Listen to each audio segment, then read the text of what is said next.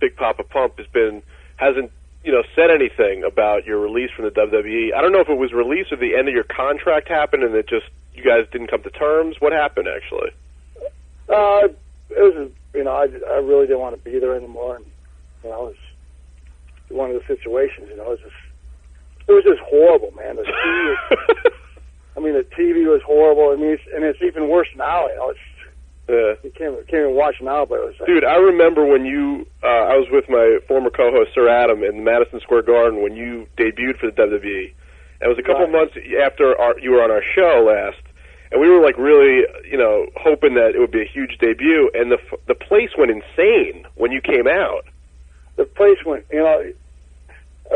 crazy. And I talked to Howard Finkel afterward, and I've mentioned this before. He said that was one of the biggest pops he's ever seen. He said I was with Bruno, superstar Billy Graham. He says that ranks up with those guys. And Shane McMahon came up to me the next day, man. He said, "How did it feel like?" I said, "It was great, but that means you don't have that much work to do to get, I'm already over. You know what I mean?" And they like they did with everybody else from WCW, they shit on me. Do you think you were kind of? Go ahead, sorry. He did with me. He did with Goldberg. He did with Nash, and Nash was supposed to be Triple H's best friend. And look how they treated him. So, I don't take it personal, but business is business. If you want to, Vince wanted to own the world, well, now he owns the whole world, and the rest of the world is, and not better off for it. They never attracted the WCW audience, and the ratings are worse than they had in Monday Night Wars. So you buy a company and bury everybody that was in it. So.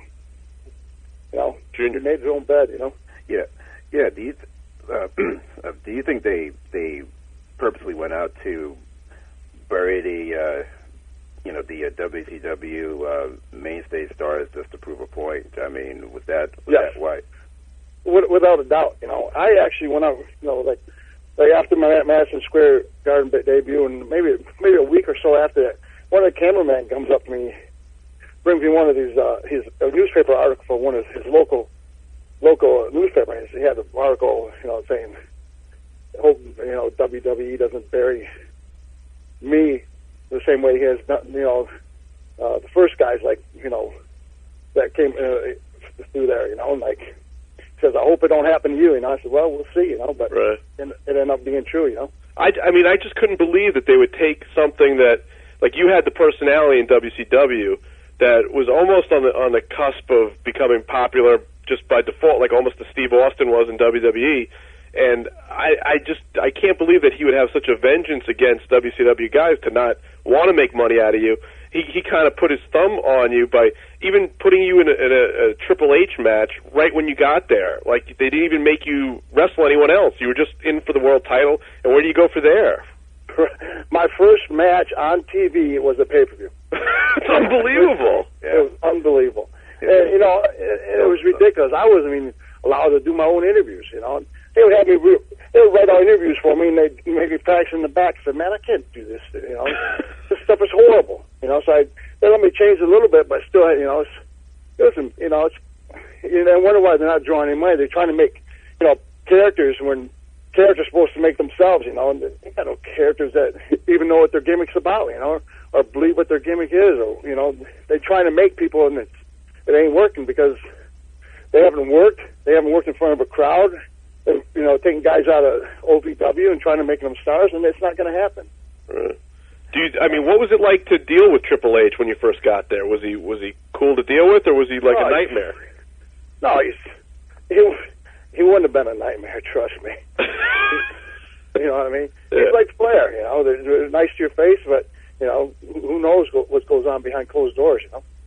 So yeah, you kind of you've had a history with Flair, and those guys were tight. So I didn't, I kind of put two and two together that it was kind of destined to fail from the beginning. But even when you were with Test, you got to pop out of the crowd anyway. Right. Well, Vince actually went up to Test, and he said, "We're going to make you the greatest tag team of all time." We still laugh about that, because it was such a joke, Right. I wish he would have said it to me, because, but he never did, Because he was a scaredy, because you threw him against the wall 10 years ago, right? So, I don't know. It was, but what can you do? If his company can run it the way he wants, Right. And you were probably, I don't want to ask you how much you're probably making pretty good money at the time, right? When you were there. Yeah. That's what I'm saying. He paid, the whole thing was is they wanted to bring me in a lot earlier than they did, They had called my lawyer up and wanted me to come in right at WrestleMania to tag team with Steve Austin against Kevin Nash and Scott Hall. Really? Wow. Really? Yeah, and but they wanted me to make a decision within 24 hours, and the money wasn't where I wanted. Right. I'm not going to pay the number, or I'm not coming. So that kind of fell through, and then they ended up paying me actually more than what I was asking for back in WrestleMania time. So that's bizarre. They paid you a lot of money just to throw you in with Test. Right. So who's dumb? I'm going to sit home and collect money, or if he wants to pay me to bury me, but he has the money, so he did it.